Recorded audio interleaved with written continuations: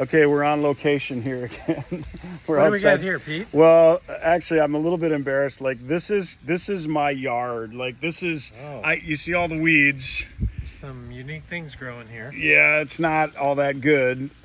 This is a clematis. It actually, normally it flowers really well, but it's kind of struggling a little bit right now. Yeah, I see that. I think part of the reason it's struggling is because of this parasitic vine right here. This is like a wild grapevine or something. Yeah, I'm not wild exactly. grapevine. I think that's what it is, but It's taken over. yeah, it takes over and it actually chokes out and it stunts the growth of all the other plants. So I was kind of wondering if you had any advice on like how I can get rid of something like this. I mean, I've tried to cut it back and everything, but like I need to get rid of it like permanently. I have a great idea. Okay, what's that? We need some worms. What do you mean worms? Will take care of this. The worms they'll eat it. They'll destroy it. Oh, that's a good idea. We could feed it to some worms. Let's talk about this analogy for a minute. What do these weeds, this wild grape plant, what does that have to do with mindset and cultivating an unstoppable mindset? Well, think about it this way. Like we have certain goals in life and we want to try to align ourselves to those goals as much as possible. And sometimes like our thoughts generally kind of drive our behavior if you think about it that way. Oh, yeah. But what if there are some negative thoughts in there? Some weeds that are Some in weeds there. in our brain. Yeah, they're like kind of like crowding out the thoughts that you want to try to cultivate, the thoughts and behaviors that you want to try to cultivate. Yeah, it's kind of like it's choking everything out.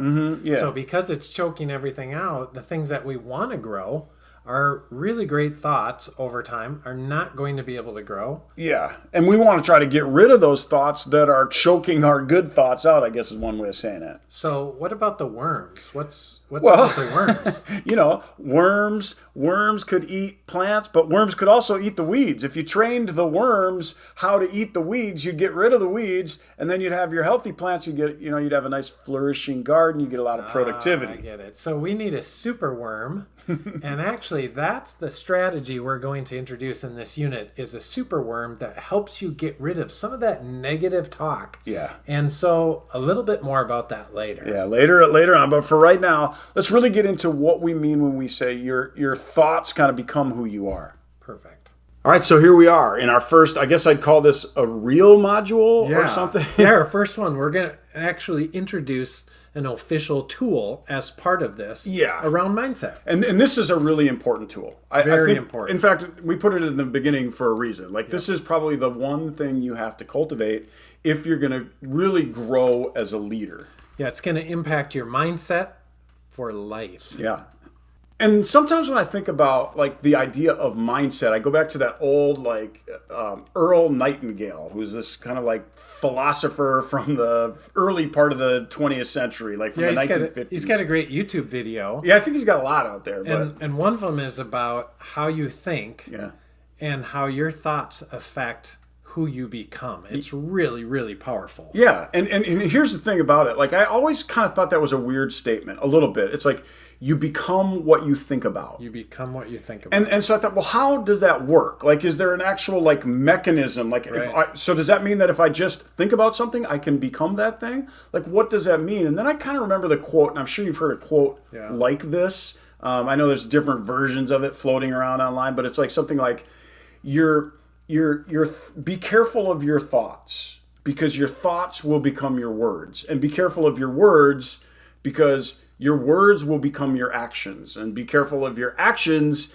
because your actions become your habits, and be careful of your habits because your habits become your destiny. And so then it does kind of like make sense. It's like, yeah, it all started with what I think about. So little by little over time through these thoughts that become behaviors and actions, that is what you become. And that's how you become that. It just happens slowly over time. You become what you think about. So Pete, when you say mindset, what do you mean by mindset? Can you define that? Yeah, it's kind of it's a hard thing to define because mindset is this really big thing. But I generally think of it this way. It's like, what are your consistent patterns of thinking? And so we say some people have a real positive mindset, some people have a real negative mindset, but what are your real consistent patterns of thinking? And what we know about that is that your consistent patterns of thinking are actually affected, they're shaped by your beliefs. So the things that you believe about the world, the things that you believe to be true, that will affect your consistent patterns of thinking, which affect your words, which affects your actions, which affects your, everything about you, which ultimately leads to your destiny. Okay, that makes sense. And I've heard about this book from Carol Dweck. Yeah, I got it right here. Around fixed versus growth mindset. Yeah. So if you have never read this book, you need to read this guy right now. I guess pause this, come back in about 2 hours and read. No, don't do that. Don't pause the book. It's a really good book. It talks about this idea of a fixed mindset versus a growth mindset. So that's a really good example of mindset, right? Do you typically see your current situation as the situation that you're stuck in? It's predetermined by genetics, it's predetermined by whatever factors, or do you typically see that you can grow, that you can change, that you can develop, right? That's the difference between a fixed mindset and a growth mindset. Yeah, things are always this way, or I have the power to actually change how I think about those things. That might be more aligned with growth mindset. Yeah. And when you really think about it, now if you think about it from a perspective of a leader, right? If you're a leader and you don't have a growth mindset, well then really what kind of change are you trying to affect, right? You, in other words, you can't really affect change if you don't believe that change is possible. Right, and I might think about somebody I work with, they are never going to change. They can't change. They're always going to be this way. That would be fixed. Versus, I know they can get better, and if I give them some feedback, they're going to use that feedback to get better, and I can coach them. I can support them. Right? And they'll continue to grow. The brain will continue to get better and stronger. And so I'm thinking about them through a growth mindset lens, as an example. And that's what development really is all about, right? Development is all about understanding that we can change. Now, here's the question, is that actually true? Can we really change? Well, if you've never read Carol Dweck's Growth Mindset, then you might be in that population of people that think, no, we are who we are, we're stuck where we're at, there is no changing. So that's one way you can move from fixed to growth mindset, is to just really dig into that Carol Dweck work. Yeah, in fact, that's her basic thesis, is that if you understand how the brain actually changes and grows, you're more likely to stick with hard things, because you're like, okay, I know that I'm just in the phase right now where my brain is changing and growing, and that's a little bit uncomfortable. So really, all I got to do is figure out how to get through this phase. My brain will change, and I'll be that much better for it. Yeah, that's a great example. And so then a good question is, okay, well, how do we actually do that? And then we can dig into other habit research. There's a lot of good research out there on how to develop new habits. Yeah, because your thoughts become your actions or your habits. Yeah. And then those are your behaviors over time. Right. So how do you do that? Yeah, so that's kind of where I don't know if you ever read the old book by Charles Duhigg. It was called the Power of Habit. Yeah, I think that's what it was called, The Power of Habit. And it was a great book. Yeah. And then I've read Atomic Habits. Yeah, and so James Clear, he kind of built on what I think Charles Duhigg wrote. And I think that this book here, Atomic Habits, talks about how you start with very small things, and little by little, those things will affect your life. If you could just improve, 1% a day, do the math on this one time. Yeah. If you could improve 1% per day, you'd be in a year, you'd be 38 times better at what you were. I know that doesn't quite sound right, but if you do the math, because those little 1% kind of continue to stack on each other. Yeah, they compound over time. Yep, just like compounding interest, right? They stack on each other, and you become a lot better just by improving a little bit every single day. So we talk about leadership a lot, and how leadership is really kind of a servant role, right? To serve people. So if that's really the case, then why is it that we have to work on ourself? It almost seems a little selfish. Why do we have to work on ourself to serve others? Well, if you think about it, so take the restaurant analogy where we're actually serving others. We're waiting on others, because in a leadership position, you'll lead or support or serve others. Okay. And so whatever goes into your cup is what is getting served. It's what's moving out to other people, if you will, in the your restaurant. Cup. You're the server. Right, right, in my cup. So my thoughts, my things that I'm thinking about, my actions, my behaviors are in my cup, and I'm going to serve others. That is naturally going to spread to others through the restaurant or through work. Okay, so if you fill your cup with terrible coffee, terrible thoughts, negative thoughts, right? That's what you're going to be serving to other people. Right. And I might not even realize that I'm really serving that to other people, but I am going to be putting this into their cup. And then nobody's going to want to come to your restaurant because you serve terrible coffee. It's not so good there. So, Pete, I have a question for you. I've heard of this thing called self-talk. And I know that I myself, oftentimes, I know I'm talking to myself. I'm engaging in this self-talk in my brain. So tell me a little bit about that. Well, I mean, the thing to think about is there even a difference between self-talk and just your thought patterns? Right. That's really what self-talk is your thought patterns. Okay. So when I think about self-talk, I think about the idea that, we all talk to ourselves for a lot of different reasons. And it's partially because, when you're out there walking around in the world, you just kind of look silly just talking to yourself. So you just do it inside your head. So why do we do it? Well, if you think about it, just think about, okay, so you notice something in our environment, right? So think a little bit about the fact that we are organisms, right? And we are trying to stay alive, right? And so when we see something in our environment that might be a threat. Might be an opportunity, might have to decide if it's a threat or an opportunity, or maybe it's nothing at all. Yeah, exactly, right? We're just kind of looking at the world. And we just kind of ask ourselves a question like, what does that thing mean to us? Right? That's a really important thing to be able to do. And we do that all the time. In fact, I don't even think we're the only animal that does that. I think all animals, they look around the world and they're like, okay, what does that think to me? Is it something I should pay attention to? Now, I don't think they have the words that we have, but I think inside our head, we're always looking. And we do this in social situations too. We overhear a conversation and you kind of think to yourself, hey, what does that mean to me? Someone says something that maybe wasn't the most flattering thing, or something like maybe it was very flattering. You're like, oh, maybe that person likes me, something like that. We start those kinds of things start going through our head, and those are really important. That's why we talk to ourselves. So the self-talk is really just our thinking, and we're verbalizing it in our mind. Yeah. Okay. But it's not all good news, because if you think about it, there are lots of things in our environment that we might perceive as some kind of a threat.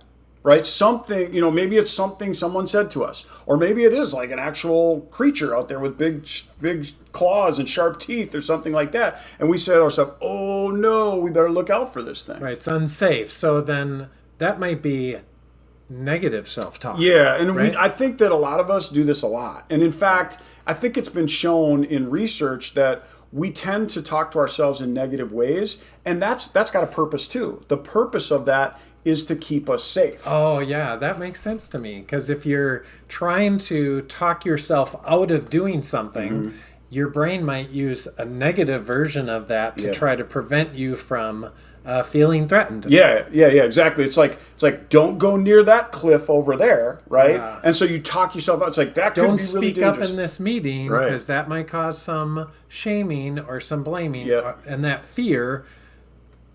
Yeah, it basically might do some damage. Yeah, it does. And if you think about that fear might not even be founded. It might not even be a real fear. It's just it's just a perceived fear. Yeah. And so that's how your brain cycles through it as a negative self-talk statement. Right. Okay.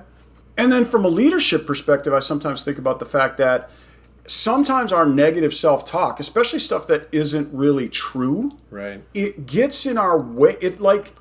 Our negative self-talk, this is how I like to say it, it's not aligned with our goals. Yeah. Right? And if it's not aligned with our goals and it's not true, then why do we persist with it? Why can't we? That's a limiting mindset. That's one of those limiting mindsets. Okay. So it's a barrier to where we're trying to get to as a leader. Right, exactly.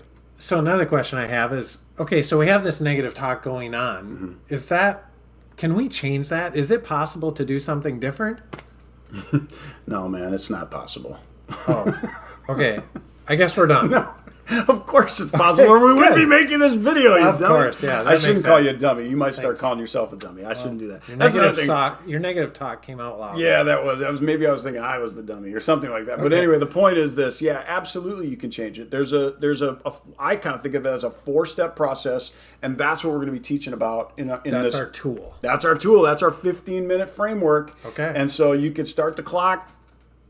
All right, Pete. Let's dig into the worm solution. Yeah. So like when we were outside, solution. When we were outside, we had that weed. Yeah. That weed was growing and it was choking out all the good plants. Taking out all your plants. Right. And so what was our solution? You remember we said our solution to get rid of that weed? We needed a worm, a super worm, right? Yeah. We're going to feed it to the worm. So right now, this is the framework or the solution that we're going to present. And we'll do this in under 15 minutes. And you're going to walk away with a tool that's going to help you reframe some of the negative thoughts, that negative self-talk, if you will, and redirect it into a positive direction. So can you take us through the worm model and help people understand how this technique works? Yeah, I call it the worm technique, not because it is a literal worm, but I call it the worm because worm, W-O-R-M, actually stands for something. Okay, well, what's the W stand for? Okay, so the first thing you have to do is you have to be able to recognize when you are having a thought that is not in alignment with your goal. We call that being a witness. You got to pay attention. You got to notice, like, oh my gosh, here I am thinking about this thing again, and this little bit of chatter that's going on in my mind, which we all have all the time. And like we said before, some of it's actually a good thing. And so the witness is the observer of what's happening in your brain. It observes the thought that's going on at that moment. You're paying attention to whenever you're kind of saying things to yourself that are not in alignment with what your ultimate goal is. That's the witness. That's the W. Got it. Okay, so what's the O? So the O, the W-O-R-M, O means to obstruct. So that's really what you need to do, right? You need to obstruct. Well, what does obstruct mean? Obstruct means stop it. You need to stop it in its tracks. That's the idea. And sometimes you kind of have to shock the system just a little bit. Okay. Right? And that can come in a lot of ways. You know, there are some, like I have a few things that I do, some of my little, I'll call them pattern interrupts, right? I interrupt my own negative self-talk sometimes with really simple things. Sometimes it's things like I squeeze this little meaty part of my hand, because for one thing, it kind of feels good, like if you've ever given yourself a little massage. Release some endorphins. Yeah, right, whatever. Okay. But what it does is it stops me from thinking in the way that I was thinking. That's not in alignment with my goals. So that's the way that you would obstruct it. Yeah. And so you're going to stop it in its tracks. Okay. Well, take us through the R. What's the R in worm? So just to kind of back up for a second, I kind of got this whole thing from a Navy SEAL by the name of Mark Divine, who wrote a book called Unbeatable Mind. And so he uses the same basic words that being a witness. He doesn't say obstruct, he says interdict, but he does say this. He says redirect. We need to redirect our thinking. And what that means we need to do is we need to come up with a phrase that is more in alignment with our goal, or more in alignment with what we do want to be thinking about. Yeah, so just like traffic, if you were to stop traffic, you're going to now redirect it onto a new path. Exactly. Because you don't want it to keep going down the path it was going. Yep, exactly. So we're going to redirect it. And then the M in worm. Yeah, the M, so this is a cool thing. Like, what we notice is that you have hundreds and even thousands of thoughts every single day, right? So what we notice is that you can get in a line of thinking, and you kind of like, within a minute or so, that line of thinking kind of goes away, right? So what Divine says, and I agree, I've used this on myself quite a bit, I like this technique a lot, what they say is, if you can just find like a little mantra, meaning like a little phrase that you can repeat to yourself, and you repeat it to yourself so fast and so hard that you really can't think about the old thing. You know, you can't think about almost distracts you. It's a distraction, right? Yeah. And so, but it's also aligned with your goal. Like, what do you want to have? Because that's what we're trying to do. We're always trying to get our thoughts aligned with our goals of where do we really want to head in life. And we know we have negative self-talk that's a barrier to that. Yeah. So we're going to disrupt that, put it on a new path, and then maintain that. And maintain it for just long enough for you to kind of A, get rid of the old thought, but B, put yourself on a new line of thinking. So what would be really helpful is to walk through some examples of putting the worm into play. Yeah, I got a lot of examples. Let me show you a few. Yeah, let's take a look. Okay, so we have a document that's included in the class. It's linked on the page.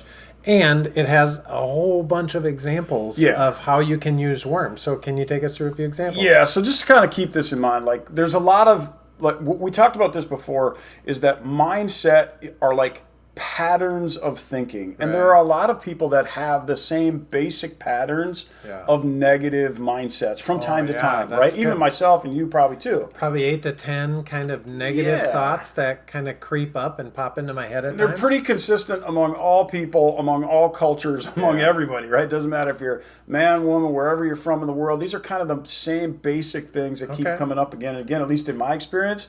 And so this kind of handles a bunch of them, and maybe some of these are going to feel like just a little bit corny to you. So it's like, I would never do that, Pete. Don't, like, which is fine. You get to come up with your own. Actually, that's the next part of the lesson. We'll teach you how to come up with your own. But like, here's a really good example. Procrastination. So, procrastination's a big one for a lot of people. I can start that later. Yeah, that's something that'll pop into your head all the time. Oh, it does all the time. Now, let me ask you this: is that the mindset of an unstoppable leader? No, absolutely not. Procrastination is not consistent with being an unstoppable leader. So I'm going to obstruct that. That's the first thing you need to do. Well, actually, I got to back that up, because the first thing you have to do is pay attention to it. Witness. You got to witness it, right? So the next time, just do this. Just do this. It's real easy. The next time you're in a situation where you're like, let me do that later, just pay attention to it.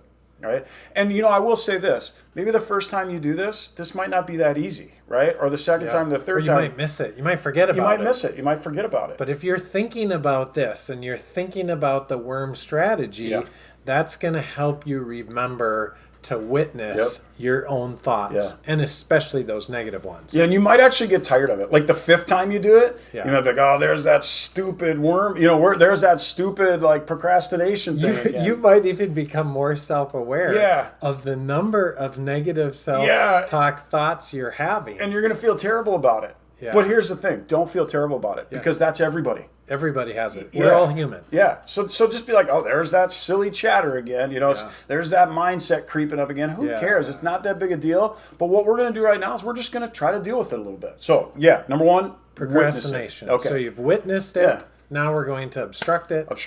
And so there's a lot of ways you can do that. On this little helper chart here, what I say, and I do this myself when I procrastinate, I change my posture.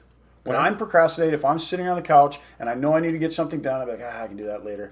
I'm like, no, that is not the mindset of an unstoppable leader. So I'll actually just start with just changing my posture. Even if I'm sitting down, I'll throw my shoulders back. That's just how I do it. Now, maybe not everybody's going to do it that way. That's just how I do it, because it reminds me to be strong. So you're obstructing that thought, and now you're going to redirect it. So what do you do then? Yeah, so I throw my shoulders back, and I sometimes say either out loud or to myself, I say, no, now. Okay, and then a quick redirect. That's actually one of the things that I do. And one of the things that I do is I try not to lie to myself when I have these little redirects. It's really important to say that, because you could say to yourself at that point, and I think a lot of people do, it's like, oh, there's no time later. And that's actually not true.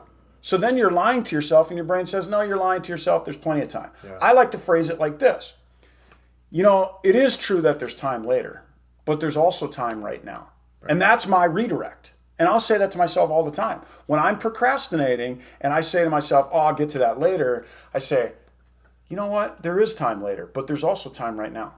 Good. So then we're going to maintain that. Yeah. So that's the M. Yeah. So you got to come up with something that's almost like a mantra. Yeah. That helps you remember it. Yeah. A mnemonic device. Yeah.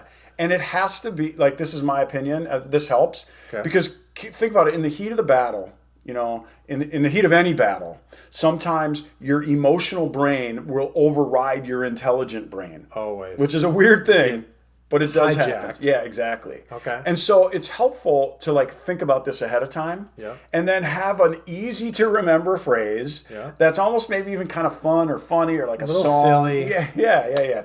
Maybe even like something musical or something. You could just say, resting now is kind of fun, but I'll feel great when this is done. Right. Well, you could cheesy, say that, right? A little cheesy, but say that 5 times, right? Resting now is kind of fun, but I'll feel great when this is done. Resting now is kind of fun, but I'll feel great when this is done. Resting now is kind of fun, but I'll feel great when this is done. By the time you said that 5 times... Yeah, you're starting to put it into your brain. Yeah, you're starting to believe it. You will remember that. Okay, I know you're probably sitting there right now going, Pete, I will never, ever do that. Well, you don't have to do that. That's not what I'm saying. There's lots of options out here. There's a lot of options. Okay, so let's try another one. Okay, so I just want to quit this now. I don't want to do it. maybe during a hard workout, or maybe Yeah. during maybe you're just kind of like you've been working all day on the computer, or you're really trying to get something done, Yeah. or maybe I got a you're- timeline, but you know what? I'm done. I gotta quit just this don't- right now. I Yeah, just yeah. For me, that's kind of weird. That shows up off a lot of times in my face. Like when I'm tired, that tiredness shows up in my face. Yeah. So that's actually going to be for me. So I witness it. I witness this quitting mentality. Right. And again, you got to Just ask want to be yourself, done. Yep. Is that the mindset of an unstoppable leader? right. No. Of course not, right? So you got to witness that. You got to pay attention to it, and even make fun of it a little bit. Yep, there's that. There's that other person, Yeah. right? I That's don't want to not be that me. person anymore, right? So what I'm going to do, Obstruct. yep, is I actually obstruct it usually with my face. Okay. I'll laugh a little bit. I kind of put a little funny grin on, like, okay, here we go, and that's my obstruct. Yeah.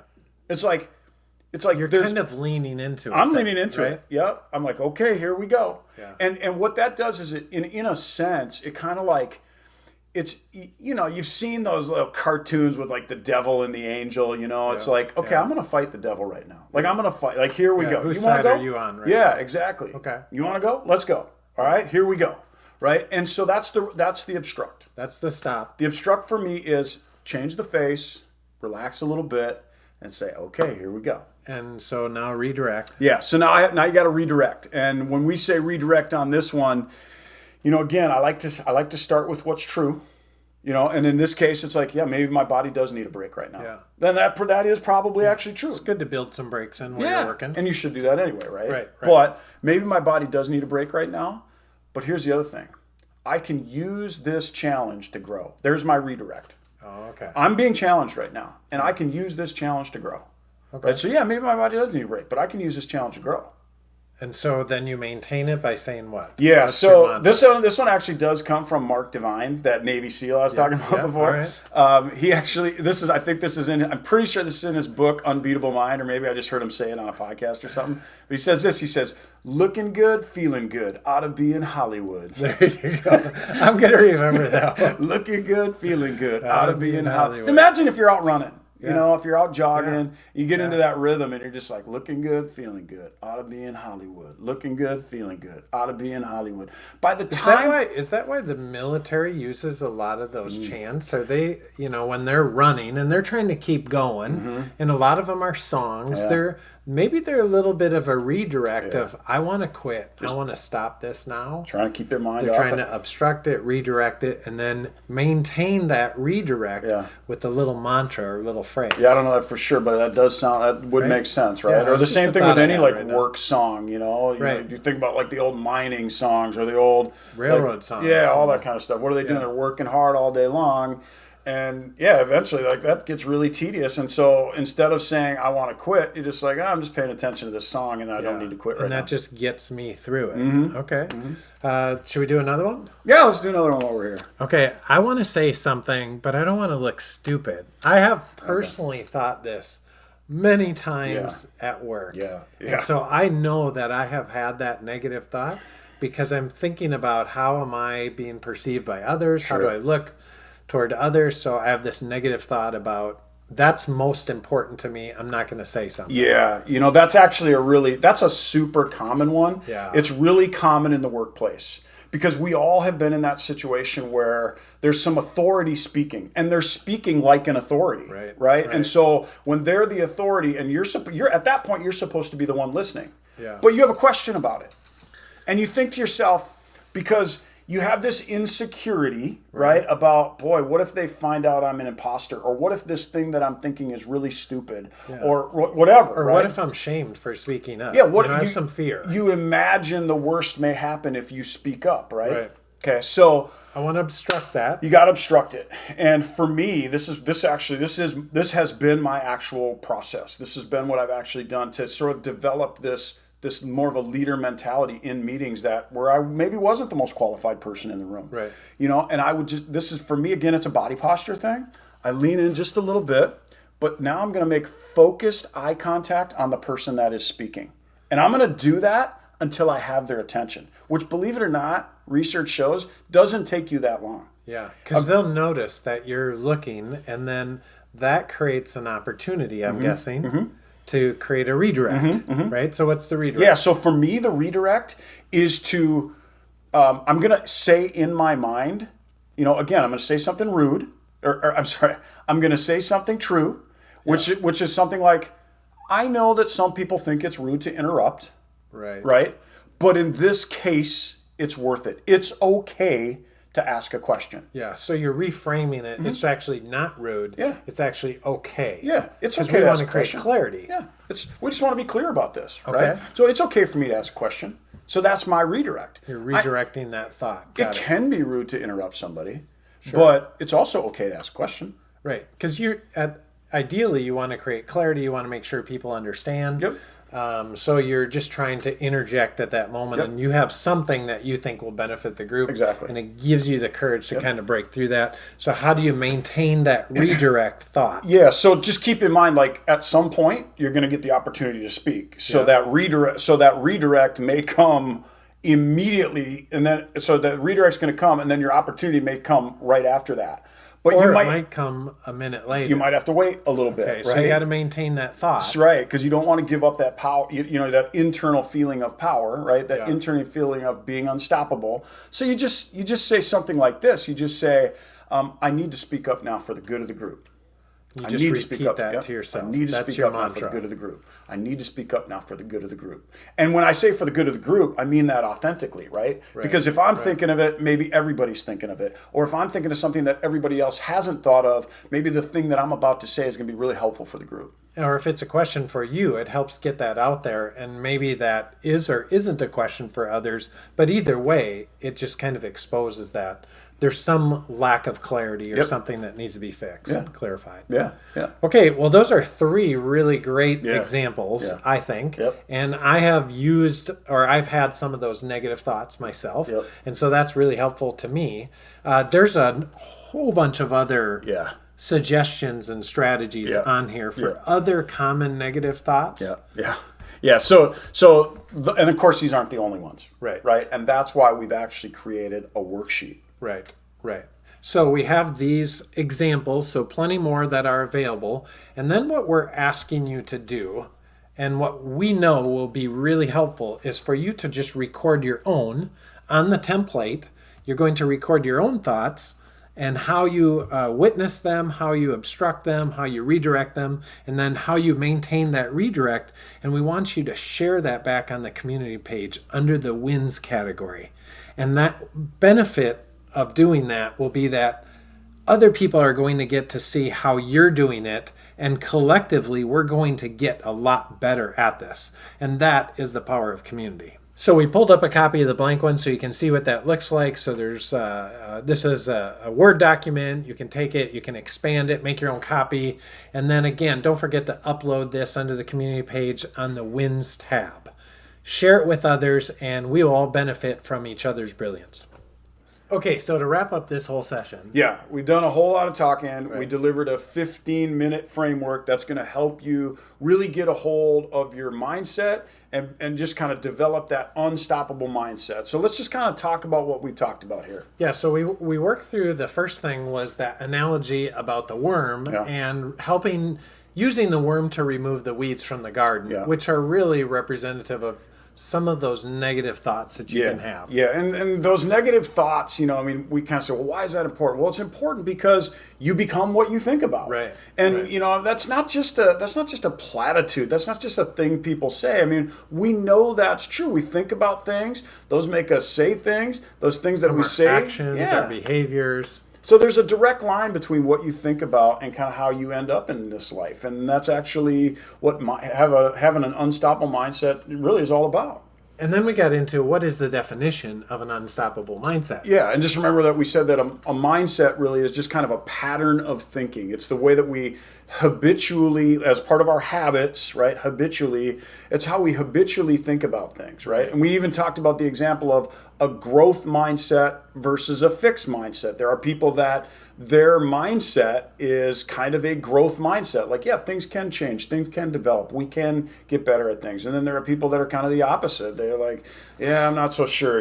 Things, we are who we are, and genetics dictates us. And, the question I would ask is, which of those two mindsets are more consistent with wanting to be a leader? Right. We need a growth mindset if we're going to be a leader. Pretty obvious. And then some of those thoughts that you have are about self-talk. Some of those thoughts that you're having where you're talking to yourself, and the difference between self-talk and negative self-talk. Yeah. And of course, like, we all talk to ourselves all the time.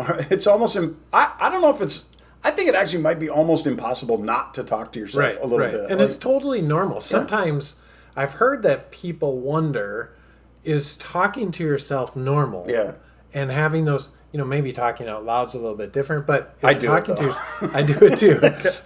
We want to say it's normal. Yeah. It's perfectly normal. But that self-talk is completely normal, and so is the negative self-talk. Yeah. It's not only normal, it's actually part of our biology. Right. Because it's that negative self-talk that says, look out for this, look out for that, don't do this, don't do that. Keeping you safe. Yeah, right? And you got to be a little bit careful about that negative self-talk, because sometimes it's telling you to be almost too careful, right? Or it's telling you to do something that, like, you can't stretch, you can't reach, you can't do things. And that's just not really helpful if you're going to try to go explore some new territory, because that's what leaders do. Or to be an unstoppable leader. Yeah. So we introduced the tool, the technique, the worm that will help you break through that. Yep. So just really quick, the WRM. Yep. It's just, you just remember, you got to witness it, you have to obstruct it, you have to redirect it, and then you got to maintain that for a little while. Right. And that's going to help you break away or break through those negative self-talk moments using that strategy. And then just keep in mind, like, we don't just want to know that that's the framework. Right. We got to use it. So study that sheet. That's kind of like step one. Lots of examples steps are included in there. Yep. So go through, Yep. practice, put down your own ways of doing this, your own ways of witnessing, of obstructing, of redirecting and maintaining. Yep. And then we want you to share that with the community. Yep. And Get that out on the page. And then use it for like a week, couple weeks, come back, and we'll see you in the next module. See you soon.